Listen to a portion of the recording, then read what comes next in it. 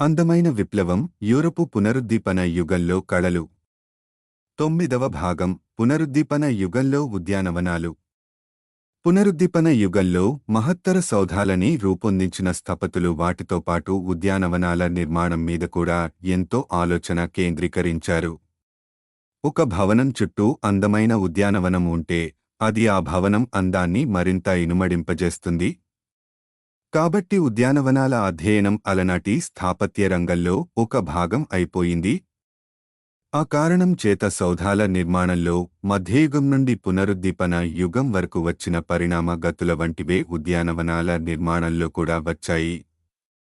మధ్యయుగాలలో మొదట రోమానెస్క్ సాంప్రదాయం, తరువాత గోథిక్ సాంప్రదాయాలు యూరోప్లో నిర్మాణ రంగంలో వరుస క్రమంలో వచ్చినట్టు అంతకు ముందు చెప్పుకున్నాం. పునరుద్దీపన యుగారంభంలో కొందరు మేధావులు నిర్మాణ రంగంలో నవ్య స్ఫూర్తి కోసం మళ్లీ ప్రాచీన రోమన్ నిర్మాణాల అధ్యయనం మీదకి మొగ్గు చూపారు. అదే విధంగా పునరుద్దీపన యుగంలో ఉద్యానవనాల సృజనలో కనిపించే విధానాలకి మూలాలు కూడా మధ్యయుగంలోనే ఉన్నాయని గుర్తించాలి. మధ్య యుగంలో అలనాటి స్థపతులు, వారికి ధన సహాయం చేసిన రాజులు, కోటల, ఆశ్రమాల నిర్మాణంలో ఎంతో శ్రద్ధ చూపించిన విషయం అంతకు ముందు చెప్పుకున్నాం. అప్పటి ఆశ్రమాలలో ప్రార్థనాలయాలు, ఆశ్రమవాసుల నివాసాలతో పాటు విస్తారమైన తోటలని కూడా నిర్వహించేవారు. అందులో కాయగూరలతో బాటు వైద్య ప్రయోజనాలు గల ఎన్నో మూలికలని కూడా పండించేవారు. 19వ శతాబ్దంలో చెకోస్లొవాకియాలో అలాంటి ఒక ఆశ్రమానికి చెందిన పెరటి తోటలో గ్రెగర్ మెండెల్ అనే క్రైస్తవ సాధువు బఠాణీ మొక్కలతో చేసిన ప్రయోగాలే ఆధునిక జన్యుశాస్త్రానికి, జెనెటిక్స్ శ్రీకారం చుట్టాయి. అప్పటి ఆశ్రమాలలోని పెరటి తోటల ప్రాముఖ్యత గురించి, వాటి నిర్వహణ గురించి ఎన్నో సమాచారం ఇప్పటికీ మనకి లభ్యమవుతోంది. 7వ, 8వ శతాబ్ద కాలానికి చెందిన కాపిట్యులేర్ ద విలిస్, కాపిచులార్ డే విలిస్ అనే గ్రంథం రాజుగారి భూములని ఎలా నిర్వహించాలో వర్ణిస్తుంది. పెరటి తోటల మీద కవితా రసాన్ని చిలికించిన వారు కూడా లేకపోలేదు. 9వ శతాబ్దానికి చెందిన వాలఫ్రిడ్ స్ట్రాబో అనే జర్మన్ కవి తను ఎంతో అపురూపంగా పెంచుకుంటున్న పెరటి తోటమీద హోర్చలస్ అనే కావ్యం రాసి తన గురువుకి దాన్ని అంకితం ఇచ్చాడు. పునరుద్దీపన యుగారంభంలో అలనాటి మేధావి వర్గం ప్రాచీన రోమన్ సంస్కృతికి చెందిన ముఖ్య రచనలని యూరోప్ భాషల్లోకి తర్జుమా చేసుకుని ఆ సంస్కృతితో పరిచయం పెంచుకునే ప్రయత్నం చేశారు. సౌధాల నిర్మాణంతో పాటు తోటల నిర్వహణ గురించి కూడా ప్రాచీన రోమన్ రచనల నుండి ఎంతో తెలిసొచ్చింది. ఉదాహరణకి 1వ శతాబ్దానికి చెందిన ప్రాచీన రోమన్ కవి ఓవిడ్ మెటమోర్ఫోజెస్ అనే కావ్యంలో అలనాటి రోమన్ తోటలని అమోఘంగా వర్ణించాడు. అదే శతాబ్దానికి చెందిన పెద్ద ప్లైనీ, ప్లినీ ద ఎల్డర్, ఇతడి అసలు రోమన్ పేరు గయస్ ప్లైనియస్ సెకండస్ అనే రచయిత నాచురలిస్ హిస్టరీ, ప్రకృతి చరిత్ర అనే అద్భుతమైన లాటిన్ కావ్యంలో ఆ కాలానికి చెందిన ఎంతో వైజ్ఞానిక సమాచారాన్ని పొందుపరిచాడు. నిజానికి అది ఒక పుస్తకం కాదు, అది 37 సంపుటాల విజ్ఞాన సర్వస్వం. ఆ గ్రంథమాలికలో 12-18కి మధ్య పుస్తకాలలో వృక్షశాస్త్రం గురించి విపులంగా చర్చించాడు. రిరం రస్టికనం అనే గ్రంథంలో మార్కస్ వారో అనే ప్రాచీన రోమన్ రచయిత రమన్ నివాసాల, రొమాన్ విల్లాస్ నిర్మాణం గురించి విపులంగా చర్చిస్తాడు. ఈ రోజుల్లో మనకి తరచు వినిపించే విల్లా అనే పదం అలనాటి రోమన్ విల్లా నుండి వచ్చిందే. ప్రాచీన రోమన్ సాంప్రదాయం ప్రకారం గ్రామీణ నివాసానికి నమూనా. ఇలాంటి ఇళ్ళు ఒప్పటికీ సెర్బియాలో కొన్ని చోట్ల కనిపిస్తాయి. రోమన్ విల్లాల చర్చ పెద్ద ప్లైనీ, ప్లినీ ద ఎల్డర్ రచనల్లో కూడా కనిపిస్తుంది. అందులో ముఖ్యంగా 2 రకాల విల్లాలని పేర్కొంటాడు. ఒకటి పట్టణ నివాసం, విలా అర్బనా. ఇది రోమ్కి గాని మరే ఇతర పెద్ద నగరానికి దగ్గర్లో ఉండాలి. ఒత్తిళ్లతో కూడుకున్న పట్టణ జీవితం నుండి కొంచెం బయటపడి విశ్రాంతి కోసం అందులో 1-2 రాత్రులు గడిపేలా ఉండాలి. 2వ రకం విల్లా గ్రామీణ నివాసం, విలా రస్టికా. ఇవి పల్లె ప్రాంతాల్లో ఉండే ఇళ్ళు. ఈ రోజుల్లో మనం ఫార్మ్ హౌసెస్ అని పిలిచే ఇళ్లని పోలినవి. దీన్ని బట్టి మనకి అర్థమయ్యేది ఏమిటంటే రోమన్ విల్లాలు కేవలం కాస్తంత నిలువ నీడనిచ్చే కొంపలు కావు. అవి ఉన్నవారికి మాత్రమే అందుబాటులో ఉన్న విలాస గృహాలు. వినోదాలని, విలాసాలని అందించే నివాసాలని రూపొందించే కళలలో ప్రాచీన రోమన్లు ఆరితేరారు. ఆధునిక పాశ్చాత్య ప్రపంచానికి జీవితం గురించి ఎలా ఆలోచించాలో ప్రాచీన గ్రీకులు నేర్పిస్తే, జీవితాన్ని కోటి విధాలుగా ఎలా ఆనందించాలో ప్రాచీన రోమన్లు నేర్పించారు. అలాగే చిన్న ప్లినీ ద యంగర్ అనే మరో రచయిత లారెంటం అనే ఊళ్ళో తన చక్కని విల్లాలో గడిపిన ఆనందమయ జీవితాన్ని తలుచుకుంటూ ఇలా రాస్తాడు: ఈ మంచి జీవితం అనేది ఆనందమయంగా, గౌరవప్రదంగా ఉంటుంది. లౌకిక వ్యవహారాల్లో ఎంత లాభం పొందినా అలాంటి ఆనందం దొరకదు. నగర జీవనానికి చెందిన పనికిమాలిన పెత్తలాటకాల నుండి, అలుపెరగని అపేక్షల నుండి ఎప్పుడు అవకాశం దొరికినా దూరంగా పారిపోవాలి. సాధనలోనో సాహిత్యంలోనో పూర్తిగా మునిగిపోవాలి. అలా పారిపోయే ప్రయత్నంలో ఉద్యానవనం ఎంతో ఉపకరిస్తుంది అంటాడు ప్లైనీ.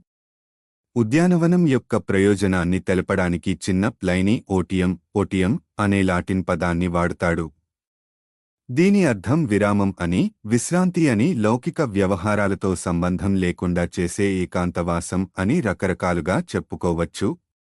అలాంటి విశ్రాంతికి ఉద్యానవనం వేదిక కావాలి. ఆర్తిగున్న హృదయానికి తోట స్వాంతననివ్వాలి. అలజళ్లతో నిండిన మనసుని వనం శమింపజేయాలి. మనిషి మీద ఉద్యానవనానికి అలాంటి ప్రభావం ఉండాలంటే అందులో ఎన్నో హంగులు ఉండాలి. అందులో బారైన వరుసలలో పొదలు ఉండాలి, ఉవ్వెత్తున పడిలేచే జలధారలు ఉండాలి, తీరుగా మలచిన మహావృక్షాలు ఉండాలి, తీయటి పాటలు పాడే సెలయేళ్లు ఉండాలి, ఆకుల మాటున గుసగుసలాడే తెమ్మెరలు ఉండాలి. ఆ హంగులన్నిటినీ ప్లైనీ తన పుస్తకంలో వివరంగా వర్ణించాడు. ఆ విధంగా ఉద్యానవనాల వైభవాల గురించి ప్రాచీన రోమన్ మేధావులు రాసిన రచనలని దొరకబుచ్చుకున్న పునరుద్దీపన యుగపు రచయితలు వాటిని మరిన్ని కొత్త భావాలు జోడించారు. పునరుద్దీపన యుగంలో స్థాపత్య రంగానికి ప్రామాణిక గ్రంథం అని చెప్పుకోదగ్గ రచన చేసినవాడు లియాన్ బాటిస్టా ఆల్బర్టీ. డెరీ ఎడాయ్ ఫ్యాక్టోరియా స్థాపత్య రంగం మీద 10 పుస్తకాలు అనే గ్రంథమాలికలో ఆల్బర్టీ ఉద్యానవనాల గురించి కూడా చర్చించాడు. పెద్ద ప్లైనీ, చిన్న ప్లైనీల రచనల నుండి స్ఫూర్తి గొంటూ తోట అంటే ఎలా ఉండాలో, దాన్ని ఎలా వాడాలో వర్ణిస్తాడు. బయటి నుండి విల్లాని చూసినప్పుడు అందంగా కనిపించాలని అనుకోవడం పెద్ద విశేషం కాదు. అంతేకాక విల్లా మేడమీద నుండి బయటికి చూసినప్పుడు కనిపించే దృశ్యం కూడా కడురమ్యంగా ఉండాలంటాడు.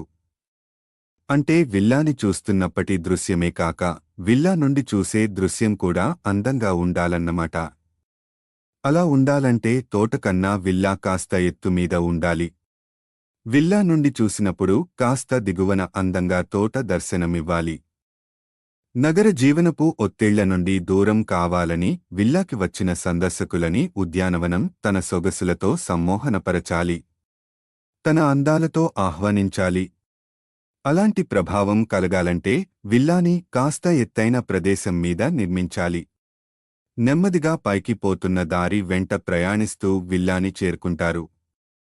తీరా పైదాకా వచ్చేశాక కింద అల్లంత దూరంలో దర్శనమిచ్చే పల్లె ప్రాంతాలని చూసినప్పుడు గాని వాళ్లు ఎంత ఎత్తుకి వచ్చేశారో పాపం ఆ అమాయకులకి అర్థం కాదు. ఇక ఆ ఉద్యానవనం ఎలా ఉండాలో కూడా వివరిస్తాడు ఆల్బర్టీ. సందర్శకులకి సేదదీర్చుకోడానికి పొదరిళ్లు ఉండాలి. సుమలతలు ఎగబాకేందుకుగాను బారైన పాలరాతి స్తంభాలు ఉండాలి. జానతనాలొలికే పూలజాడీలు ఉండాలి. వయ్యారంగా కవ్వించే శిల్పాలు ఉండాలి. అరుదైన అపురూపమైన మొక్కలు ఉండాలి. చెట్లని వరుస క్రమంలో తీరుగా నాటాలి. చెట్టుకు మధ్య దూరం సమంగా ఉండాలి. పునరుద్దీపన యుగంలో వనాలమీద కవనాలు రాసిన కవులు కూడా ఉన్నారు. 1499లో వెనీస్ నగరంలో ఫ్రాన్సిస్కో కలోనా అనే క్రైస్తవ సాధువు హిప్నోటోమాచియా పోలిఫలి స్వప్నసీమలో పాలిఫైలో ప్రేమయాత్రలు అనే కావ్యం రాశాడు. పాలిఫైలో అనే యువకుడు తన ప్రియురాలు పోలియా కోసం అద్భుత ఊహా ప్రపంచాలలో చేసిన యాత్రలని ఆ కావ్యంలో వర్ణిస్తాడు కవి.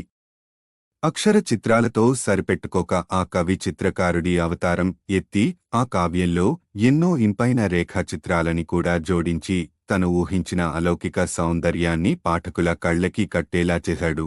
ఇలాంటి కథనాలన్నీ పునరుద్దీపన యుగంలో ఉద్యానవనాల రూపకల్పన మీద ఎంతో ప్రభావాన్ని చూపాయి. ఆ విచిత్ర కావ్యంలో వర్ణించబడ్డ దృశ్యాలని వాస్తవ వనాలలో సాకారం చేసే ప్రయత్నం చేశారు పునరుద్దీపన కాలపు స్థపతులు. ఉదాహరణకి ఆ కావ్యంలో ఒక చోట భూగర్భంలో నుండి పెద్ద పెద్ద రాకాసులు పైకి పొడుచుకొచ్చినట్టి రాస్తాడు. అలాంటి రాకాసి శిల్పాలు బోబోలి ఉద్యానవనంలో నిజంగానే వెలసాయి. అలాగే కావ్యంలో చివరికి పాలిఫైలో తన ప్రియురాలు పోలియాని వీనస్ దేవతకి చెందిన ఒక జలధార వద్ద కలుసుకున్నట్టు రాస్తాడు. వాస్తవంలో అలాంటి జలధార విల్లా ద కస్టెల్లో అనే ఉద్యానవనంలో రూపం పోసుకుంది. ఉద్యానవనాల విషయంలో అసలు ప్రాచీన రోమన్ రచనలే కాక అప్పటి విల్లాల శిథిలాలు కూడా పునరుద్దీపన కాలపు స్థపతులకి ఎంతో స్ఫూర్తినిచ్చాయి. అలాంటి వాటిలో ప్రధానంగా హేడ్రియన్ విల్లా చెప్పుకోవాలి. 2వ శతాబ్దపు తొలి దశకాలలో అంటే పునరుద్దీపన యుగానికి సుమారు 1400 ఏళ్ల క్రితం రోమన్ సామ్రాజ్యాన్ని పాలించిన చక్రవర్తి హేడ్రియన్ రాజధాని నగరమైన రోమ్లో రాజమందిరం పాలటిన్ హిల్ అనే చోట ఉండేది.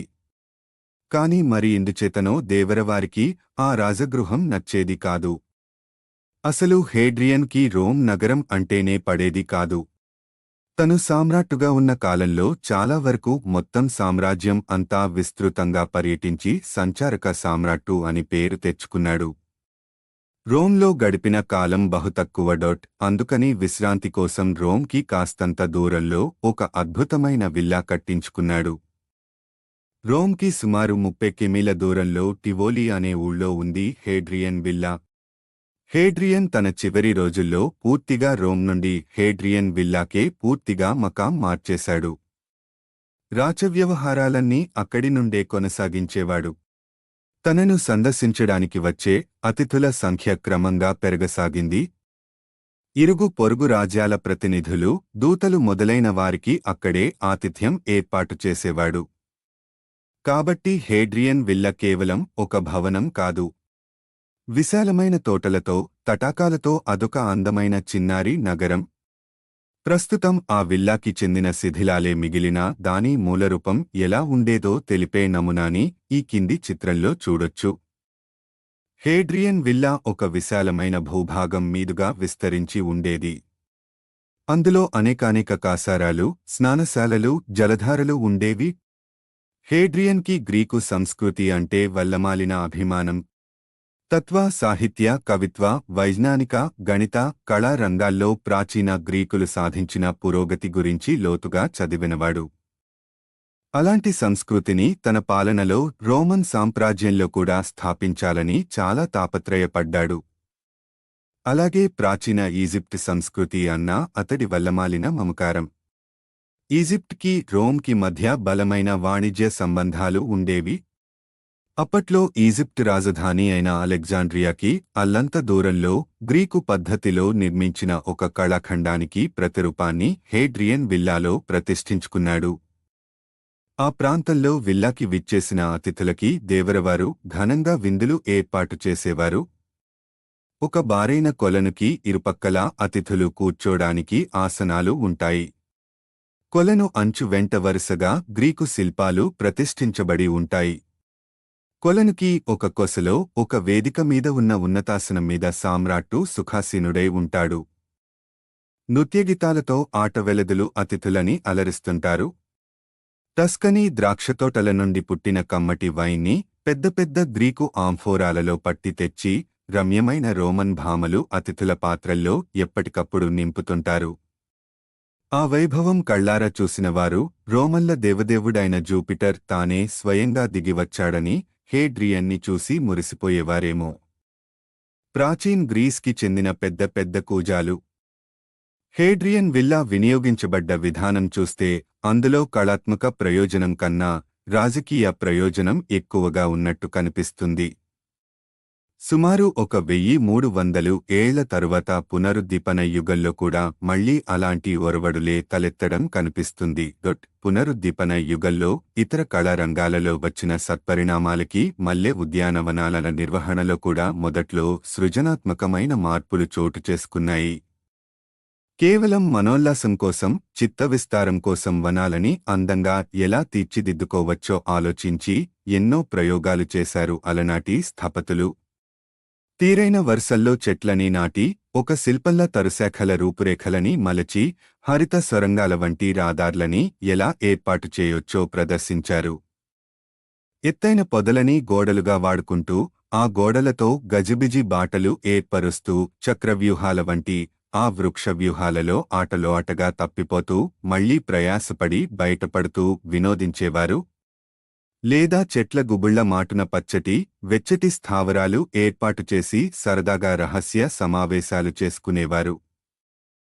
కాని కాలాంతరం విలాసం కోసం, విశ్రాంతి కోసం ఉద్యానవనాలని వాడుకునే ఒరవడి మారింది.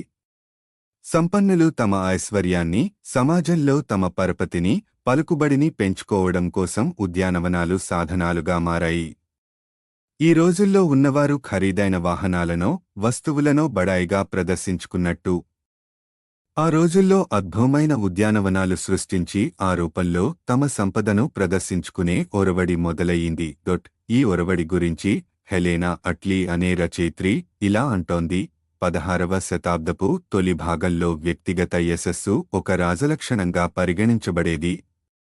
సమాజంలో గొప్ప ప్రాబల్యం గలవారు స్థపతులని, శిల్పులని, చిత్రకారులని, కవులని, చారిత్రకులని, మానవతావాదులని తమ కొలువులలో పెట్టుకుని వారిని పోషిస్తూ తమ సృజన ద్వారా తమ యశస్సుని కీర్తించమని ప్రోత్సహించేవారు.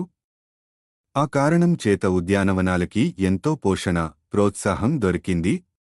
కొన్ని సందర్భాల్లో వాస్తవ ప్రపంచంలో జరిగే రాజకీయ కీచులాటలని నాటకీయంగా ప్రదర్శించే వేదికలయ్యాయి వనాలు. వనాల ద్వారా ప్రాబల్యాన్ని ప్రదర్శించుకునే ఒరవడి ఫ్లోరెన్స్ నగర ఆ రాజ్యాన్ని మెడిచి కుటుంబీకులు పాలించిన కాలంగా బాగా బలపడింది. ఉదాహరణకి కాసిమో ద మెడిచి ఆ నగరాన్ని పాలిస్తున్న కాలంలో తన రాజకీయ ప్రత్యర్థులపై తన విజయాలకి అద్దం పట్టేలా తన ఉద్యానవనంలో ఆంటేయస్ అనే ముష్కరుణ్ణి గ్రీకు వీరుడు హెర్క్యులిస్ వధిస్తున్న శిల్పాన్ని ప్రతిష్ఠించాడు. తక్కిన కళారంగాల చరిత్రలో జరిగినట్లే ఉద్యానవనాల రంగంలో కూడా తొలి పునరుద్దీపన కాలం అని, ప్రధాన పునరుద్దీపన కాలం, ఉత్తర పునరుద్దీపన కాలం అని 3 కాలాలుగా విభజించారు. Medici villa the ఫైసోలే 1455, 1790. ఇటలీలో తొలి పునరుద్దీపన యుగానికి చెందిన ఉద్యానవనాలలో ముందుగా మెడిచి విల్లా గురించి చెప్పుకోవాలి.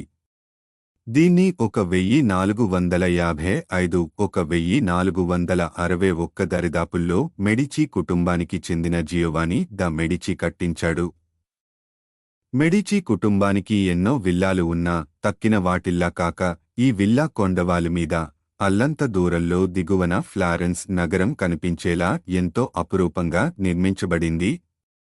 అసలైన విల్లా అంటే ఎలా ఉండాలో వర్ణిస్తూ లియాన్ ఆల్బర్టీ చేసిన వ్యాఖ్యానం ఈ విల్లాలో ముమ్మూర్తులా మూర్తీభవిస్తుంది.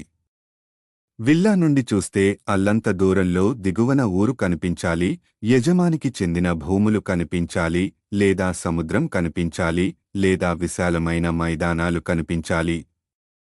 బాగా తెలిసిన కొండలు, గుట్టలు కనిపించాలి. ఇక కాస్త చేరువలో ఉల్లాసాన్ని కలిగించే ఉద్యానవనాలు కనిపించాలి. ఈ లక్షణాలన్నీ ఫైసోలేలో ఉన్న మెడిచి విల్లాలో ఉన్నాయి. మెడిచి విల్లాకి చెందిన తోట 2 స్థాయిలలో ఉంటుంది. ఒకటి నేల అంతస్తు స్థాయిలోనూ, రెండవది మొదటి అంతస్తు స్థాయిలోనూ ఉంటుంది. ఇంటికి వచ్చిన అతిథులు నేల అంతస్తులో లోపలికి ప్రవేశిస్తారు. అక్కడి నుండి మొదటి అంతస్తుకి ఎక్కుతారా. అక్కడ మేడ ముందరి వసారాకి వస్తారు. అక్కడి నుండి చిన్న వంతెన వంటి బాట వెంట భవనానికి పక్కనే ఉన్న వనంలోకి ప్రవేశిస్తారు. లోరెంజో ద మెడిచి ఆ ఇంట్లో ఉండే రోజుల్లో ఎందరో కళాకారులు, కవులు, సాహితీవేత్తలు, తాత్వికులు ఆ ఇంట్లో సమావేశం అవుతూ ఉండేవారు. మెడిచి సంతతికి చదువు చెప్పిన ఏంజిలో పొలిత్సియానో అనే కవి ఆ ఇంటి గురించి, తోట గురించి ఒక ఉత్తరంలో ఇలా వర్ణిస్తాడు: కొండవాలు మీద కుదురుగా కూర్చున్న ఈ నివాసంలో ఎప్పుడూ నీటి ఎద్దడి ఉండదు.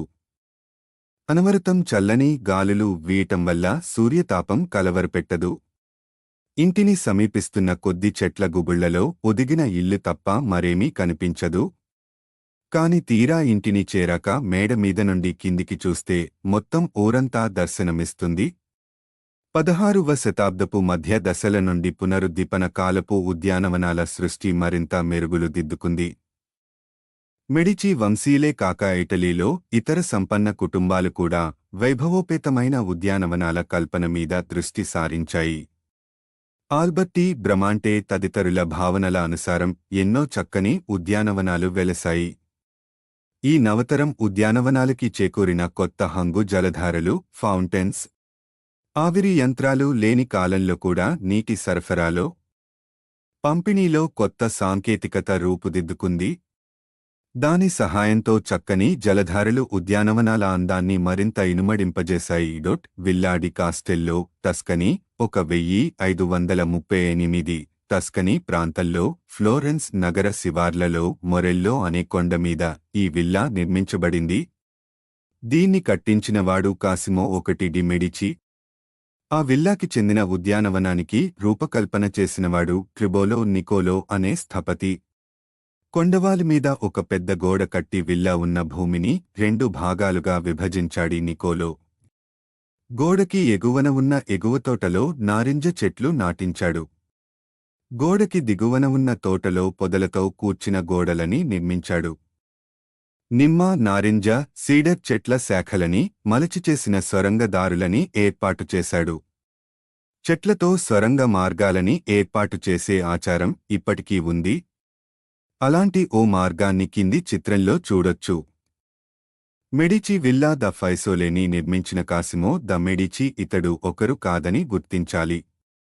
దిగువ తోటలో ఒక పాలరాతి జలధార ఏర్పాటు చెయ్యబడింది. ఎత్తైన నల్లని సిప్రస్ చెట్ల నేపథ్యం మీద ఆ తెల్లని పాలరాతి జలధారని చూసినప్పుడు ఒళ్ళు పులకరిస్తుంది.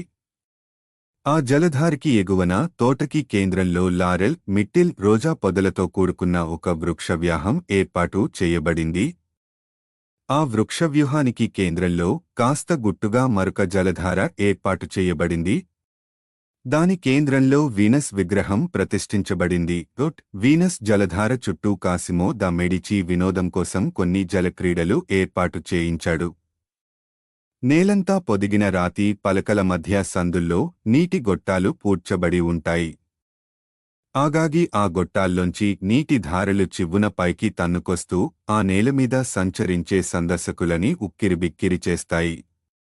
ఆవిరి యంత్రాలుగాని, విద్యుత్ యంత్రాలుగాని లేని ఆ రోజుల్లో కేవలం కొండల మీద పడే వర్షపు నీటిని టాంకులలో సేకరించి ఆ ఒత్తిడిని ప్రెషర్ ఒడుపుగా వాడుకుంటూ ఇలా విస్తృతమైన, అత్యంత సంక్లిష్టమైన జలధారలని ఏర్పాటు చెయ్యడం పునరుద్దీపన కాలపు ఉద్యానవనాలకి చెందిన ఒక ప్రత్యేకత. ఎగువ తోటకి అంచున, దిగువ తోట నుండి వేరు చేసే సరిహద్దు గోడకి దగ్గరగా ట్రిబోలో ఓ విశాలమైన, విచితమైన కృత్రిమ గుహని నిర్మించాడు. వాస్తవంలో ఎన్నో గుహల్లో స్టాలాక్టైట్ అనబడే శిలావిశేషాలు కత్తుల్లా చూరు నుండి పొడుచు వస్తుంటాయి. ట్రిబోలో ఈ కృత్రిమ గుహలో సరిగ్గా నిజం స్టాలాక్టైట్లని తలపించే నిర్మాణాలని ఏర్పాటు చేశాడు. ఎన్నో రకాల గవ్వలని, గులకరాళ్లని గుహగోడల నిండా పొదిగి సహజత్వం ఉట్టిపడేలా చేశాడు. గుహలో ఎన్నో చోట్ల రకరకాల జంతువుల ప్రతిమలని ఏర్పాటు చేశాడు. వాస్తవికత కోసం అన్నో సందర్భాల్లో నిజం జంతువుల నుండి కొమ్ములు, దంతాలు తెచ్చి ఈ జంతుశిల్పాలకి జోడించాడు. ఈ జంతు శిల్పాలు మెడిచి వంశవృక్షానికి చెందిన ఎందరో ప్రముఖుల గుణగణాలకి, వాళ్లు సాధించిన విజయాలకి ప్రతీకలు. ఆ రాతి పక్షుల ముక్కుల్లోనూ, శిలాజంతువుల పంజాల్లోనూ రహస్యంగా నీటి గొట్టాలు దాగి ఉంటాయి. శిల్పాలని తిలకించడానికి వచ్చిన సందర్శకులని ఆ శిలాఖగాల ముగాలలో నుండి నీటి ధారలు చివ్వున తన్నుకొచ్చి తడిసి ముద్ద చేస్తాయి. ఆ తోటలో ఒక కొలను మధ్య ఒక మహాకాయుడి శిల్పం ఉంటుంది. అతడిమీద ఎప్పుడూ చల్లని నీటి ధారలు కురుస్తూ ఉంటాయి. ఆ చలికి తట్టుకోలేక వణికిపోతున్నట్టుగా ఉంటాడు. ఈ వణికే మహాకాయిడి శిల్పం శీతాకాలానికి చెందిన జనవరి నెలకి ప్రతీక. విల్లా ద కాస్టెల్లో తదుపరి శతాబ్దాల్లో యూరప్ అంతటా వెలసిన ఎన్నో చక్కని ఉద్యానవనాలకి మార్గదర్శకం అయ్యింది. విల్లా ద ఎస్టేట్ 1550 నుంచి 1572 ప్రధాన పునరుద్దీపన కాలపు ఉద్యానవనాలలో కెల్లా అతి ముఖ్యమైనది విల్లా ద ఎస్టేట్. ఈ విల్లా ఇందాక చెప్పుకున్న హేడ్రియన్ విల్లాకి దరిదాపుల్లో టివోలి అనే ఊళ్ళోనే ఉంది. ఆ రోజుల్లో ఇటలీకి చెందిన సంపన్న వంశీయులు తమ పరపతిని ప్రదర్శించుకోవడం కోసం ఉద్యానవనాలు కట్టుకునేవారని చెప్పుకునేవారు. అలాంటి సంపన్నులు రాజకీయ రంగానికో వాణిజ్య రంగానికో మాత్రమే కాక మత రంగానికి కూడా చెందిన వారే ఉండేవారు. క్రైస్తవ మత వ్యవస్థలో అత్యున్నత స్థానాన్ని పోప్ ఆక్రమిస్తాడు. అతడి తరువాత కాస్త కింది స్థాయిలో ఉండేవారు కార్డినల్స్. పోప్ని ప్రధానమంత్రి పదవితో పోల్చుకుంటే కార్డినళ్లు మంత్రుల వంటివాళ్లు. ఇప్పొలిటో 2 ద ఎస్టే 1709-1772 అనే కార్డినల్ హయాంలో ఈ విల్లా ద ఎస్టే కట్టించబడింది. ఎస్టే వంశీయులు ఇటలీలో ఫెరారా అనే ప్రాంతాన్ని పాలించేవారు. కార్డినల్ ఇప్పొలిటో తండ్రి ఆల్ఫోన్సో I ఆ ప్రాంతానికి డ్యూక్గా ఉండేవాడు. ఆల్ఫోన్సో I తండ్రి అలెగ్జాండర్ VI ఆ రోజుల్లో పోప్గా ఉండేవాడు. కార్డినళ్లు పోప్ పదవి మీద కన్నేసి ఉంచడం సహజం. ఇప్పొలిటో 1549లో మొట్టమొదటిసారి పోప్ పదవికి అభ్యర్థిగా నిలబడ్డాడు. కాని అప్పట్లో జర్మనీని పాలించే హాబ్స్బర్గ్ చక్రవర్తి ఆ ప్రయత్నాన్ని అడ్డుకున్నాడు. తను సూచించిన అభ్యర్థికి పోప్ పదవి దక్కనిస్తే అందుకు పరిహారంగా ఇప్పొలిటోని టివోలికి గవర్నర్గా చేస్తానన్నాడు. టివోలికి గవర్నర్ అయ్యే అవకాశం ఇప్పొలిటోకి దొరికింది గాని పోప్ పదవి చేజారిపోయింది. ఆ తరువాత మరో 4 సార్లు పోప్ పదవి కోసం ప్రయత్నించాడు కాని ప్రతిసారీ విఫలం అయ్యాడు. పోప్గా మొత్తం క్రైస్తవ ప్రపంచానికి రారాజుగా వెలగాలనుకున్న తన ఆశలన్నీ అడియాసలయ్యాయి. ఆ ప్రపంచానికి రాజధాని అయిన రోమ్ నుండి పాలన సాగించాలనుకున్న తన పథకాలన్నీ వమ్మయ్యాయి. ఉక్రోషంతో ఉడికిపోయాడు ఇప్పొలిటో. తను రోమ్ని చేరుకోలేకపోయినా రోమ్నే తన వద్దకి రప్పించుకోవాలని సంకల్పించాడు. సొగసులో వైభవంలో రోమ్ని తలదన్నే ఓ చిన్న ప్రపంచాన్ని తన చుట్టూ నిర్మించుకోవాలని అనుకున్నాడు. ఆ సంకల్పానికి ఫలితంగానే విల్లా ద ఎస్టే ఊపిరిపోసుకుంది. టివోలికి గవర్నర్ కావడం ఇష్టం లేకుండా దక్కిన బహుమానమే అయినా తన లక్ష్యానికి బాగా కలిసొచ్చింది. టివోలిలోనే హేడ్రియన్ చక్రవర్తి తన విల్లాని నిర్మించుకోడానికి కొన్ని కారణాలు ఉన్నాయి. హేడ్రియన్ చక్రవర్తి ఆ విల్లాని తన వేసవి నివాసంగా వాడుకునేవాడు. సముద్రమట్టం కన్నా బాగా ఎత్తులో ఉండడం వల్ల మండు వేసవిలో కూడా ఆ ప్రాంతంలో చల్లని గాలులు వీస్తాయి. హేడ్రియన్ విల్లా పరిసరాలలో ఇప్పొలిటో పర్యవేక్షణలో ఎన్నో తవ్వకాలు జరిగేవి. ఆ తవ్వకాలలో పైరో లిగోరియో అనే గొప్ప పండితుడు ఇప్పొలిటోకి సలహాలు ఇచ్చేవాడు. తవ్వకాల వ్యవహారం వల్ల ఒక గొప్ప విల్లా ఎలా ఉండాలో ఇప్పొలిటోకి బాగా అవగతం అయ్యింది. ఇప్పుడా ప్రాచీన విల్లాని తలదన్నే అభినవ విల్లాని కట్టించాలని నిర్ణయించుకున్నాడు ఇప్పొలిటో. నిర్మాణం పనులు 1560లో మొదలయ్యాయి. మొదట్లో ఎంచుకున్న భూమి సరిపోక 1569లో అదనపు భూమిని సేకరించడం జరిగింది. విల్లా నిర్మాణం కోసం ఎన్నో పాతకాలపు ఇళ్లని, ప్రభుత్వ భవనాలని కూలదోశారు. ఈ విధ్వంసానికి అభ్యంతరం చెబుతూ పలువురు స్థానికులు దావా వేసిన కార్డినల్ పథకాలలో మార్పు రాలేదు.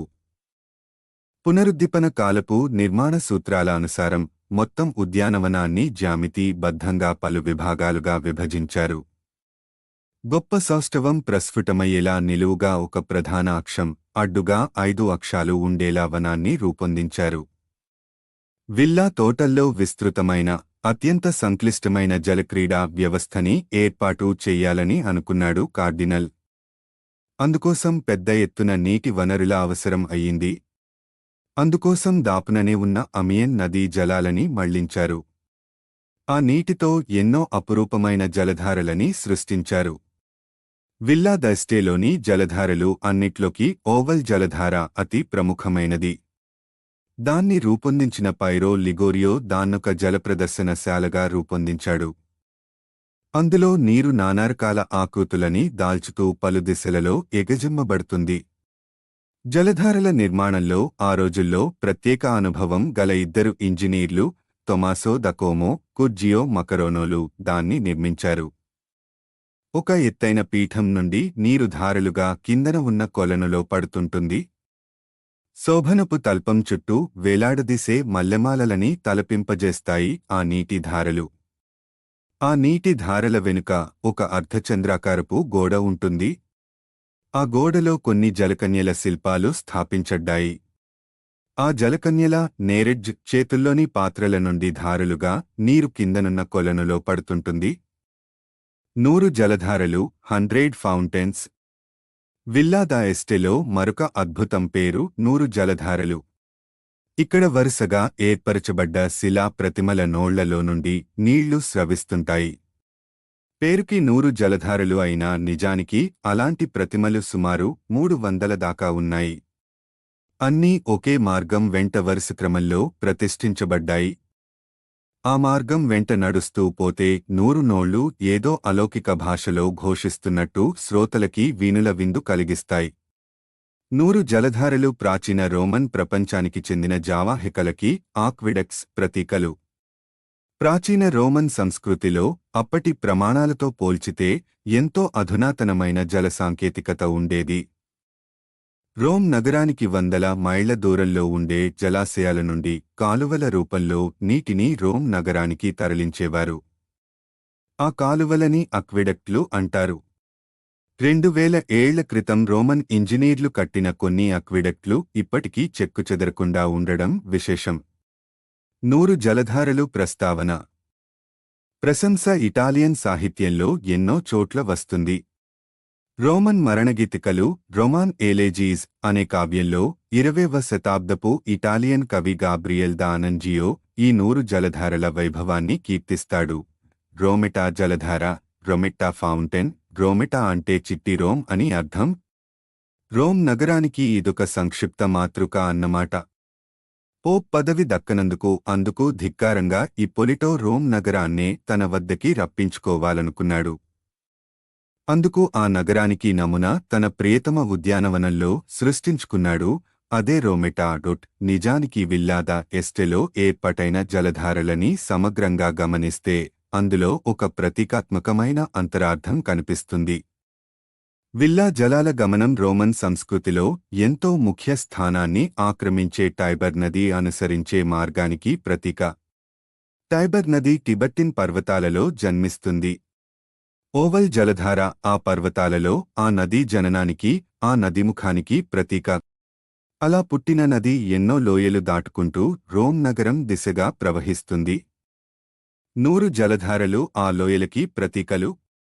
టైబర్ నది రోమ్ నగరాన్ని చేరుకోవడానికి ప్రతీక రోమెటా జలధార. ఎందుకంటే రోమెటా రోమ్ నగరానికి ప్రతీక. విల్లా ద ఎస్టేలో మరెన్నో ఆసక్తికరమైన అంశాలు ఉన్నాయి. ఉదాహరణకి వాయిద్య జలధార, ఆర్గన్ ఫౌంటైన్ లో నీరు పాటలు పాడుతుంది. 1580లో ఈ జలధారని సందర్శించి ముగ్ధుడైన ఫ్రెంచ్ తాత్వికుడు మిచెల్ ద మాంటేన్ దాన్ని ఇలా వర్ణిస్తాడు: ఈ వాయిద్య జలధారలో పుట్టే సంగీతం నిజమైన సంగీతం, సహజమైన సంగీతం. అందులో ఒక గుహలో నుండి ఉధృతమైన ధాటితో బయటికి వచ్చే నీరు కొన్ని నాళాలలో నుండి బయటికి వస్తుంది. మరికొంత నీరు ఒక చక్రంలో నుండి ప్రవహిస్తూ ఒక సంగీత వాయిద్యపు మెట్ల మీద ఒక వరుస క్రమంలో నాట్యం చేస్తూ స్వరధారలు చిందిస్తుంది. విల్లా డెల్లా టోరే, విలా డెల్లా టోర్ 16వ శతాబ్దపు రెండవ భాగంలో నిర్మించబడ్డ ఇటాలియన్ ఉద్యానవనాల్లో మరొక ఉద్యానవనం గురించి ప్రత్యేకించి చెప్పుకోవాలి. పునరుద్దీపన యుగంలో నిర్మించబడ్డ ఉద్యానవనాలకి స్ఫూర్తి ప్రాచీన రోమన్ ప్రపంచం నుండి వచ్చిందని ఇంతకు ముందు చెప్పుకున్నాం. రోమన్ దేవతలు, రోమ్ నగరం, రోమన్ చారిత్రక ప్రముఖులు, చక్కని జ్యామితీబద్ధమైన ఆకారాలు, అద్భుతమైన సౌష్ఠవం మొదలైన లక్షణాలన్నీ పునరుద్దీపన కాలపు సృజనలో పదే పదే ప్రస్ఫుటమవుతాయి. అయితే ఈ విల్లా డెల్లా టోరే ప్రత్యేక ఆ లక్షణాలని పుణికి పుచ్చుకోవడం కాదు. ఆ లక్షణాలకి ధిక్కారంగా, వాటిని త్రోసిపుచ్చుతూ చేసిన తిరుగుబాటుకు ప్రతీకగా ఆ ఉద్యానవనం వన్నెకెక్కింది. విల్లా డెల్లా టోరేకి రూపకల్పన చేసి కట్టించిన వ్యక్తి పేరు జిలియో డెల్లా టోరే. ఇటలీలో వెరోనా నగరానికి చెందిన ఇతగాడు వృత్తి రీత్యా న్యాయవాది. ఇటాలియన్ భాషలో కొద్దో గొప్పో ప్రభావం ఉన్న రచయితగా పేరు తెచ్చుకున్నాడు. ఎందరో పునరుద్దీపన కాలపు రచయితలకి మల్లె ఇతడు రచనల్లో కూడా మానవతావాదం ప్రతిబింబిస్తుంది. అయితే పునరుద్దీపన కాలపు స్థాపత్య పైత్యంతో ఇతడు విసిగిపోయాడు. జ్యామితి విధించే ఇరుకైన పరిమితులని పటాపంచలు చెయ్యాలనుకున్నాడు. ఎలాగైనా చదరాలని వదిలించుకోవాలనుకున్నాడు. వృత్తాలు ఇతడికి వ్యర్థాల్లా కనిపించేవి. ఏ సౌష్ఠవమూ లేకుండా ఇష్టానుసారం కట్టిన నిర్మాణాలని తలపోశాడు. ఆ తోటలోని పరిస్థితిని హెలెన్ అట్లీ అనే వ్యాఖ్యాత ఇలా వర్ణిస్తుంది: విరూపమైన ఆకారం గల భవనం. ఏదో ప్రత్యేక రూపాన్ని దాల్చే పరిణామం మధ్యలో ఆగిపోయినట్టు కనిపించే విచిత్ర రూపం. మోటైన ఆదిమ సృష్టిని తలపిస్తుంది. పావన విపినం సాక్రో బోస్కో 1552 విల్లా డెల్లా టోరేని పోలిన మరో తోట పేరు సాక్రో బోస్కో, అంటే పవిత్రమైన తోట. దీన్ని పియర్ ఫ్రాన్సెస్కో ఓర్సిని 1523 అనే ధనికుడు కట్టించుకున్నాడు. ఇది బొమార్జో అనే పల్లె దగ్గర్లో ఉంది. పునరుద్దీపన్ విలువల పట్ల నిరసన మాత్రమే కాక ఈ వనంలో బోలెడంత వేళకోడం కూడా మేళవించబడింది. ఎక్కడా సౌష్ఠవం కనిపించదు. ఒక క్రమంగాని తీరుతెన్నులుగాని కనిపించవు. ఒక కేంద్రభావన ఆధారంగా నియమబద్ధంగా చేసిన సృజన కనిపించదు. ఈ వనంలోని ముఖ్యోద్దేశాన్ని తెలిపే ఒక శిలాశాసనం వనం మధ్యలో కనిపిస్తుంది. ఘనమైన శోభాయమానమైన అద్భుతాలని తిలకించడం కోసం ప్రపంచం అంతటా గాలించి ఇక్కడికి చేరుకున్న ఓ సందర్శకుడా, ఇటురా. ఈ గజాల దిగ్గజాల కేసరుల రాకాసుల భీకర అసదృశ రూపాలని చూసి ఆనందించు. మెలికలు తిరిగే దారుల వెంట దారి తెన్ను తెలియక తిరుగాడే సంచారకులకు హఠాత్తుగా చెట్ల గుబుళ్ల మాటున ఓ భీకర శిల్పం కనిపించి గుండె గుభేలుమంటుంది. బారైన దంష్ట్రలతో గుహల తెరిచిన దాని నోరులోనికి రమ్మని వికృతంగా ఆహ్వానిస్తుంది. ఈ భీకారాకారాలకి స్ఫూర్తి ఎన్నో ప్రాచీన కావ్యాల నుండి వచ్చింది. నరకంలో నివసించే జీవాల వర్ణన ఎన్నో ప్రాచీన ఇటాలియన్ కావ్యాలలో వస్తుంది. అలాంటి కావ్యాలలో ఒకటి 16వ శతాబ్దంలో లుడోవికో అరియోస్టో అనే ఇటాలియన్ కవి రాసిన ఒర్లాండో ఫ్యూరియోసో అనే కావ్యం. ఆ వికృత జీవాలకి స్ఫూర్తినిచ్చిన మరో కవి 13వ శతాబ్దానికి చెందిన ప్రఖ్యాత ఇటాలియన్ కవి డాంటే అలిగెరి. కొమీడియా డివైన్ కోమేడీ దివ్యహాస్యం అనే మహాకావ్యంలో ఇతడు నరకలోకంలో జీవాత్మ సంచారాలని ఎంతో విపులంగా వర్ణిస్తాడు. వృక్షశాస్త్రీయ వనాలు, బోటానికల్ గార్డెన్స్, పునరుద్దీపన వాతావరణంలో కళారంగంలోనే కాక వైజ్ఞానిక రంగంలో కూడా నూతన భావలహరులు వీచాయి. కళారంగంలో కొన్ని శతాబ్దాల పాటు సాగిన సౌందర్య పిపాస క్రమంగా వైజ్ఞానిక అభినివేశంగా పరిణతి చెందింది. వనాలని కేవలం విలాసం కోసం కాకుండా విజ్ఞానం కోసం వినియోగించే ఒరవడి మొదలయ్యింది. ఈ పరిణామం వృక్షశాస్త్ర దృక్పథంతో రూపొందించిన వనాలకి దారితీసింది. అసంఖ్యాకమైన చెట్లని, మొక్కలని శాస్త్రీయంగా వర్గీకరించి వాటికి సముచిత స్థానాన్ని కల్పిస్తూ కట్టిన తోటలు సృష్టించబడ్డాయి. యూరోప్లో మధ్యయుగంలో కూడా ఔషధీయ లక్షణాలు గల ఎన్నో మూలికల గురించిన పరిజ్ఞానం ఉండేది. అయితే 16వ శతాబ్దం వరకు కూడా అలాంటి ఔషధ విజ్ఞానం గురించిన ప్రామాణిక గ్రంథం ఒక్కటే ఉండేది. 1వ శతాబ్దానికి చెందిన పెడానియస్ డయోస్కోరిడిస్ అనే గ్రీకు వైద్యుడు డెమటరియా మేడికా ఔషధ కౌముది అనే గ్రంథాన్ని రచించాడు. ఇటాలియన్ ద్వీపకల్పంలో దొరికే 600 వృక్షజాతుల గురించిన విస్తృత వర్ణన బొమ్మలతో సహా ఆ పుస్తకంలో ఇవ్వబడింది. ఆ గ్రంథాన్నే భక్తిగా సుమారు 1400 ఏళ్లపాటు ఏ సవరణలు తలపెట్టకుండా అనుసరించారు. అయితే విజ్ఞానం ఎప్పటికప్పుడు మారుతూ ఉంటుంది గనుక అంత ప్రాచీన గ్రంథాన్ని యథాతథంగా స్వీకరించడం మాని అందులోని తప్పొప్పులని కొత్తగా పరిశీలించాలని పునరుద్దీపన కాలపు మేధావులకి అనిపించింది. సమకాలీన విజ్ఞానాన్ని ఆధారంగా చేసుకుని కొత్తగా వృక్షశాస్త్రం మీద పుస్తకాలు రాయాల్సిన అవసరం కనిపించింది. అలాంటి చింతనకి పర్యవసానంగా 1533లో పాడువా విశ్వవిద్యాలయంలో వృక్షశాస్త్రం మీద మొట్టమొదటి సారిగా ఒక ఆచార్య పదవిని స్థాపించారు. ఫ్రాన్సిస్కో బోనఫీడే అనే పండితుడు ఆ పదవిని మొట్టమొదట అలంకరించినవాడు అయ్యాడు. అదే విశ్వవిద్యాలయంలో 1545లో పియెట్రో మాటియోలి అనే పండితుడు ఔషధాల మీద ఒక పుస్తకం రాశాడు. అందులో 1200 ఔషధాలని, వాటి ప్రభావాన్ని వివరంగా వర్ణించాడు. పునరుద్దీపన కాలంలో సమాంతరంగా జరిగిన మరొక విప్లవం ఇలా కొత్తగా మొదలైన వృక్ష వైజ్ఞానిక విప్లవానికి తోడయింది. 15–16వ శతాబ్దాల్లో యూరప్ నుండి ప్రపంచ యాత్రల మీద బయల్దేరిన సాహసులైన నావికులు తమ యాత్రలలో ఎదురైన చిత్రవిచిత్రమైన మొక్కలని సేకరించి యూరప్కి భద్రంగా తిరిగి తెచ్చేవారు. ఆ విధంగా విశాల ప్రపంచం అంతటా విలసిల్లే అపార వైవిధ్యం గల వృక్షజాతులకి చెందిన పరిజ్ఞానం అంతా యూరప్లో పోగయింది. ఆసియా, ఆఫ్రికా మాత్రమే కాక కొత్తగా కనుక్కోబడ్డ అమెరికా ఖండాల నుండి కూడా పెద్ద ఎత్తున వృక్ష సంపద యూరప్కి తరలించబడింది. ఆ సంపద అంతా యూరప్లో వృక్షశాస్త్రాన్ని అద్భుతంగా పోషించింది.